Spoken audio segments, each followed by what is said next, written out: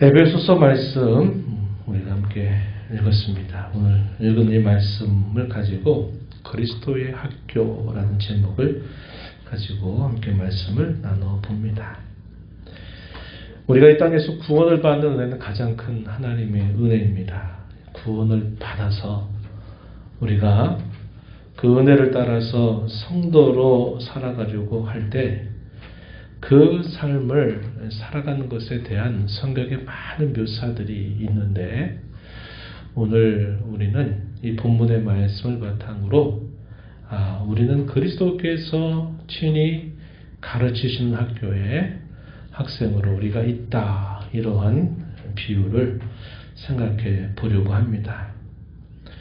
처음부터 우리가 태어나면서부터 하나님만 모시고 태어나서 산다면 얼마나 좋겠습니까? 그런데 유아세례를 받고 태중에서 신앙생활을 했다 그래도 우리는 태어날 때부터 죄 가운데 태어나고 또 그 죄의 속박 아래서 나도 모르게 살아오다가 죄의 오랜 습관에 익숙하게 자라가게 되는 것이 우리 인생의 여정입니다.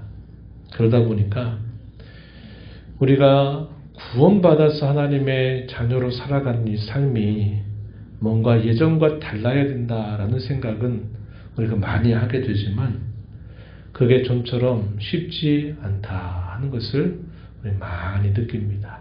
왜냐하면 우리가 날 살아왔던 익숙한 예전의 삶이 오랜 습관처럼 우리에게 배어있기 때문에 그러한 것입니다. 신앙생활을 더 잘해보고 싶은 마음이 있을 때마다 우리에게 가장 걸림돌이 되는 것이 예전 내가 살아왔던 내 익숙한 뿌리 뽑을 수 없는 그 삶의 방식이 굉장히 우리를 힘들게 한다는 것을 우리는 알게 됩니다. 어떻게 하면 성도답게 사는 삶일까?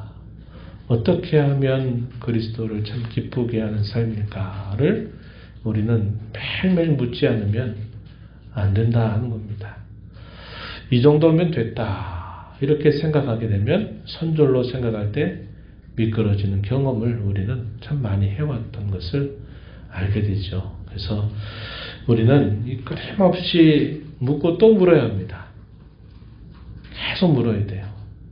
하나님이 나를 구원하신 건 분명한데 그 은혜를 받는 게 맞는데 내가 어떻게 하면 그 구원받은 성도답게 살 수 있을까? 묻고 또 묻고 또 묻는 삶이 계속되어야 한다 하는 겁니다. 여기에는 끝이 없습니다. 우리가 이 땅에 있는 동안은 완성이 없어요. 그래서 우리는 마치 길을 계속적으로 걸어가야만 되는 그러한 자신으로 늘 오늘을 살아가야 된다 하는 겁니다. 이런 말들을 두고 이렇게 또 표현해 보는 경우도 있어요. 도상, 길을 걸어가고 있는 그 모습의 실존이다. 도상의 실존 이런 말을 사용하기도 합니다. 끊임없이 묻고 또 물어야만 되는 그런 질문이 되는 거죠. 우리가 읽은 에베소서 4장의 내용은 그리스도의 학교라는 말은 사용하지 않아요. 그러나 그 내용을 쭉 종합을 해보게 되면 구원받은 성도는 그리스도의 학교를 다니고 있구나 하는 것을 우리에게 상상해주고 있다 하는 것입니다. 읽었던 본문으로 한번 가서 봅니다. 20절 말씀 한번 다시 보시면 오직 너희는 그리스도를 그같이 배우지 아니하였다. 그리스도를 그와 같이 배우지 않았다. 이렇게 말하죠. 21절에서는 진리가 예수 안에 있는 것 같이 너희가 참으로 그에게서 듣고 또한 그 안에서 가르침을 받았을진데 우리가 그리스도에게서 또 그리스도를 그와 같이 배우지 않았고 우리는 그 안에 있는 진리의 가르침을 우리가 받았다. 이렇게 말해 줍니다. 그러면 그 진리의 가르침이 무엇인가? 그리스도께서 우리에게 가르쳐 주신 그 진리가 무엇인가? 그 교훈이 무엇인가? 이렇게 물으면 그에 대한 답변의 말씀이 이하에서 주어지고 있다 하는 겁니다. 22절부터 24절에 있는 말씀이에요. 아주 유명한 성경 구절입니다. 그렇죠? 그리스도께서 우리에게 가르쳐 주신 진리의 교훈이 무엇이냐? 그것은 우리는 옛사람을 벗어 버렸다. 그리고 우리는 새 사람을 입었다라는 그런 진리를 배웠다는 것입니다. 이것은 한편으로 이미 이루어진 사실로 우리에게 가르쳐주는 예수님의 교훈입니다. 예수님께서는 너는 너 아무개야. 너는 너의 예전의 삶의 방식에서 너는 벗어진 사람이고 너는 이제 새 사람을 입은 사람이 되었다 하는 것을 우리의 그리스도께서 우리에게 가르쳐 주고 계시다 하는 겁니다. 이것은 이미 그렇게 된 사실로 우리에게 가르쳐 주고 있는 말씀이죠. 배우면 그 배움이 그대로 다 우리의 것이 되지는 않아요. 어떤 과정이 있습니까? 그 배움을 잘 익혀가는 과정이 계속 우리에게 있어야 되죠. 그래서 또 우리에게 뭐라고 말하냐면 주님은 옛사람을 너는 벗어 버려야 된다 이렇게 또 말씀하시고 또 새사람을 입어야 된다 이렇게 주님께서는 우리에게 말씀하신다는 겁니다. 그래서 이것은 아직 완전하게 이루어진 일은 아니다 하는 사실을 우리에게 가르쳐 주는 거예요. 오늘 우리가 읽은 이 말씀으로 다시 한번 가서 보시면은 이렇게 말합니다. 20절에서 그 안에서 가르침을 받았을진데 그 가르침의 내용을 22절부터 24절에 설명하는데 뭐라고 말합니까? 벗어 버리라. 옛사람을 벗어 버리라. 24절 끝에서는 새 사람을 입으라. 이런 명령형 형태로 표현이 되어 있습니다. 그런데 이 구문은, 이 표현은 명령형으로 표현이 된 것으로 우리 개역 성경에 번역이 되어 있지만 실제로는 우리가 배우고 가르침을 받았던 그 내용이 무엇인가를 설명해 주는 거예요. 주께서 너는 이제 옛사람을 벗어버린 사람이고 너는 새 사람이 된 사람이다 라는 사실을 우리에게 가르쳐 준다는 겁니다. 그래서 이 표현은 명령하는 형태로 표현이 되어 있지만 더 근본적으로는 이미 그렇게 되었다 선언하시는 말씀을 우리에게 설명해 주는 뜻이 있어요.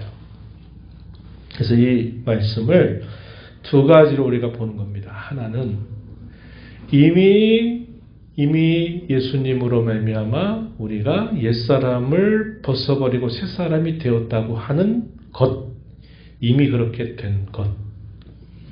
그리고 또 한편으로는 우리의 삶에 계속 남아있는 예전 삶의 그 잔재, 벗어버릴 수 없는 옛사람의 수많은 흔적들, 그런 것들이 늘 있기 때문에 옛사람을 계속 벗어버려야 되고 대신 새사람을 계속 입는 자로 살아가야 된다 하는 것을 또 우리에게 가르쳐 주는 겁니다. 그래서 이 두 가지 의미를 이 본문은 우리에게 가르쳐 줘요. 그래서 제가 뭐라고 표현했냐면 배움과 익힘이다 이런 말을 붙여본 겁니다. 이미 우리의 신분과 우리의 정체성이 이미 바뀌었다고 하는 사실을 우리는 먼저 분명히 기억해야 되고 또 한편으로는 우리가 처음부터 익숙한 삶이 아니라 예전에 살아왔던 우리의 삶을 바탕으로 해서 이제 새로운 삶을 살아가야 된다고 하는 것이 우리에게 주어진 또 하나의 본분이다 하는 사실을 우리가 이 말씀을 통해서 기억해야 된다는 겁니다. 그래서 익혀야 된다 이 말이죠. 그래서 우리는 그리스도의 학교에서 우리가 어떤 사람이 되었는지를 배우고 또 그리스도의 학교에서 실질적으로 예전의 삶의 방식을 끊임없이 벗어가고 새 사람의 방식을 입어가는 일에 익히는 삶을 계속 살아가야 된다 하는 것을 우리가 배워야만 한다 하는 것입니다. 이 학교에서 배우는 과목을 이렇게 표현해봐요. 하나는 옛사람이라고 하는 과목이다. 또 하나는 새사람이라고 하는 과목이다. 이렇게 표현을 해볼 수 있다 생각이 됩니다. 이 옛사람에 대해서 뭐라고 설명하냐면 22절 한번 가서 보세요. 너희는 유혹의 욕심을 따라 썩어져가는 구습을 따르는 옛사람, 이렇게 표현했어요. 옛사람에 대해 설명하는 말씀. 유혹의 욕심을 따라 썩어져가는 구습을 따르는 옛사람, 이렇게 표현했죠.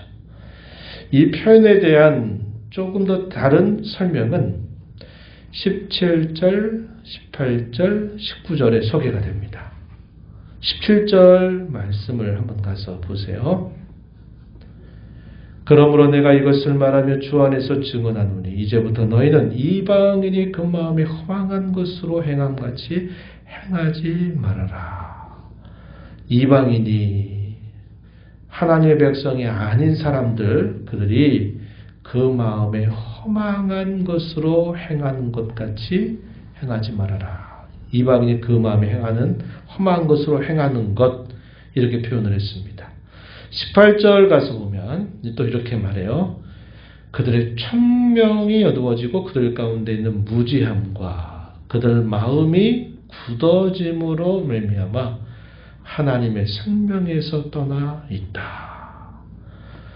영적인 총명이 어두워졌고 그들 가운데 있는 무지함으로 그들의 마음이 굳어져 버려서 그들이 하나님의 생명, 다르게 말하면 구원으로부터 멀리 떠나 있다. 이렇게 그 옛사람의 모습에 대해서 설명합니다. 그러다 보니까 하나님의 생명에서 떨어져 있다 보니까 어떠한 모습이 계속 나타나는가. 19절에 감각 없는 자가 되어서 자신을 방탕에 내놓음으로 방임하여 모든 더러운 것을 욕심으로 행한다. 이렇게 말합니다. 이게 옛사람의 모습을 설명해 주는 말씀이에요. 정리해보면 어떤 말씀입니까?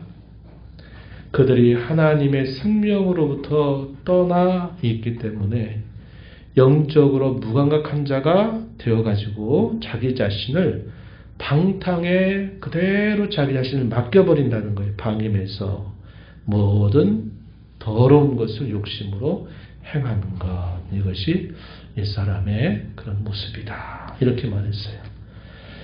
이전에 살아왔던 삶의 방식을 버리라고 말하는 것입니다.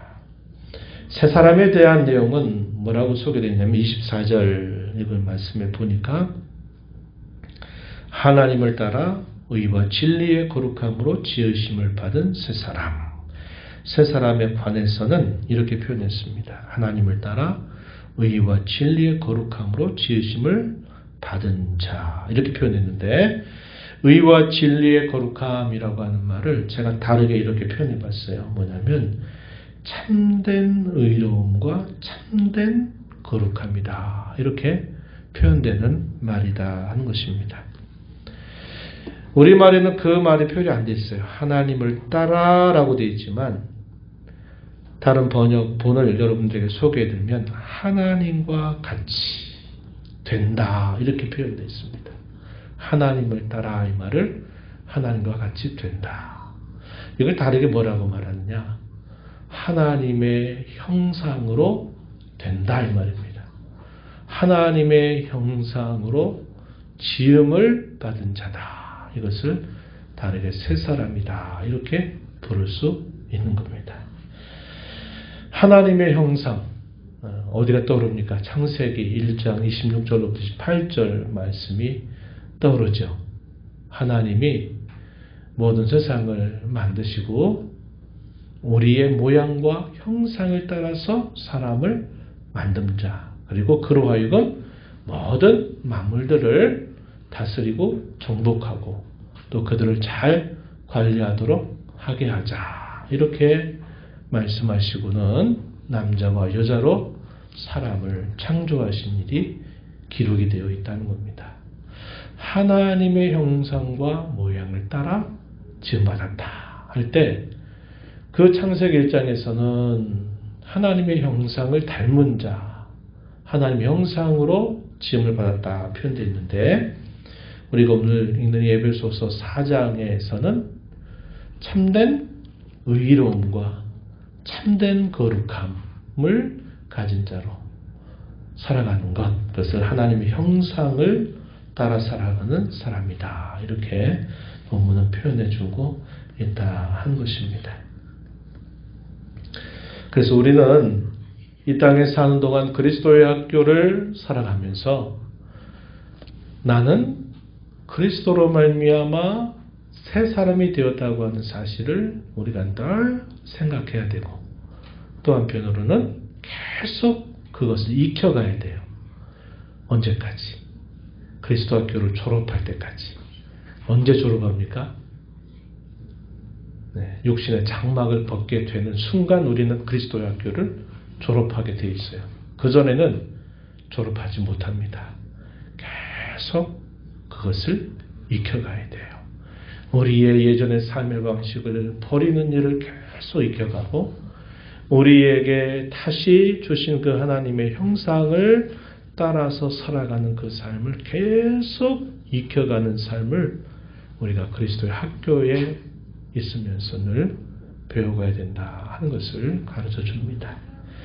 그래서 우리가 이 땅에 어떻게 사는 것이 그리스도인답게 사는 거냐 할 때, 우리가 어디에 관심을 가져야 되느냐 하면 가장 먼저 어디에 관심을 가져야 될까요?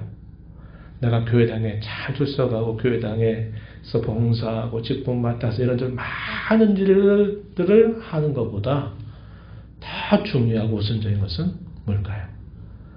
우리의 마음이 그 옛사람으로부터 벗어나서 새 사람으로 우리의 심령이 늘 변화되는 것이 가장 우선적이고 중요한 일이에요. 여기서부터 내가 그리스도인께 사는 삶이 규정이 되는 거예요. 찾아지는 겁니다. 그래서 이것이 없이 그냥 외적인 것들만 익숙하고 잘하면 내가 그리스도인께 사는 게 아니에요. 물론 그렇게 보이게 될 수는 있어요. 아, 저 사람은 주일만 되면 교회당에 항상 나가는 사람이야. 아, 저 사람은 교회에서 무슨 직분을 맡았대. 저 사람은 딱 보니까 뭔가 달라 보여. 뭐 이런 것들을 가지고 그 사람이 그리스도인가 보다 이렇게 생각하지만 이것만으로는 아니다 이 말이에요. 가장 우선적인 것은 저와 여러분의 인격의 중심인 이 마음이 옛사람을 벗어 버리는 일과 새사람을 입는 일에 무엇보다도 관심을 기울여야 한다 하는 거예요. 보이지 않는 그러나 더 중요한 것을 계속 익히는 일이 우리에게 계속 있게 될 때 우리의 삶이 조금씩 그리스도인답게 사는 삶으로 변화되어 간다는 것을 우리는 꼭 기억해야 한다 하는 겁니다. 성경 구절 두 구절을 좀 찾아보고 좀 이제 마무리하고 나머지 기도 제목을 가지고 기도할 텐데, 갈라디아서를 한번 찾아볼게요. 우리 에베소서 앞입니다. 에베소서 앞으로 가서 갈라디아서 5장 24절 말씀 한번 찾아서 읽어봅니다. 바로 조금 앞에 있어요. 309쪽 전후입니다. 갈라디아서 5장 24절 말씀 함께 우리 읽겠습니다. 시작. 그리스도 예수의 사람들은 육체와 함께 그 정욕과 탐심을 십자가에 못 박았느니라. 아멘. 그리스도 예수의 사람들, 이걸 다르게 뭐라고 말하냐면 그리스도인이라고 이렇게 말할 수 있어요. 그리스도인이다라는 말은 그리스도에게 속한 사람들을 표현할 때 그리스도인이다 이렇게 말합니다. 그리스도인들은 육체와 함께, 우리말은 육체라고 번역이 되어 있지만 이 말의 의미는 우리의 옛사람의 본성, 오늘 우리가 읽은 에베소 4장에 있는 이 말씀을 따르면 옛사람이라고 부를 수 있는 표현입니다. 죄된 우리의 본성, 이것을 표현하는 말이에요. 그리스도인들은 죄된 우리의 본성과 함께 그 정욕과 탐심을 십자가에 못 박은 사람들이다. 이렇게 말해줘요. 못 박은 사람들. 역시 이것도 두 가지겠죠. 하나는 배우는 거고 또 하나는 익히는 거죠. 또 우리 너무 잘 아는 유명한 구절, 앞으로 조금 더 가면 갈라디아서 2장 10절 말씀을 한번 또 보겠습니다. 암송 구절이죠. 대표적인 암송 구절입니다. 갈라디아서 2장 10절 우리 역시 함께 읽어보겠습니다. 내가 그리스도와 함께 십자가에 못 박혔나니 그런즉 이제는 내가 사는 것이 아니요 오직 내 안에 그리스도께서 사시는 것이라. 이제 내가 육체 가운데 사는 것은 나를 사랑하사 나를 위하여 자기 자신을 버리신 하나님의 아들을 믿는 믿음 안에서 사는 것이라. 5장 24절에서는 우리의 옛사람이 그리스도와 함께 십자가에 못 박혔다. 우리의 정욕과 욕심을 십자가에 함께 못 박았다. 이렇게 말해주고 갈라디아서 2장 20절에서는 이제 내가 다시 살았는데 어떤 방식이라고 말합니까? 이제는 내가 내 삶의 주체가 돼서 내가 주장하는 삶이 아니라 누가요? 내 안에 사신 그리스도께서 나를 주장하시는 삶을 사는 것이다. 이렇게 말합니다. 새 사람으로 사는 것은 내가 나의 삶의 주인이 되고 결정자가 되고 그렇게 살아가는 삶이 아니라 내 안에 살아계신, 내 안에 사시는 그리스도께서 나를 주장하도록 살아가는 삶이다. 이렇게 말해주고 있습니다. 그래서 여러분 선언을 하세요. 선포를 하세요. 언제? 우리의 옛사람이 막 기승을 부려서 우리를 막 삼켜버리려고 할 때 주님, 저는 저 옛사람이 십자가에 못 박힌 사람입니다. 이 옛사람이 십자가에 함께 못 박히게 해달라고 기도해야죠. 또 어떻게 해야 됩니까? 내가 내 삶의 주도권을 내가 지고 내가 주인으로 내가 여전히 살면서 필요할 때 그리스도를 부르는 그런 삶이 아니라 그리스도를 내 마음의 왕의 자리에 모시고 내가 무릎을 꿇고 그분 앞에 듣는 자세로 그렇게 살아가는 삶이 새 사람으로 살아가는 삶의 방식이다 하는 겁니다. 그래서 그분이 내 안에 왕으로 사시는 것을 내가 인정하기를 힘써야 돼요. 인정해야 돼요.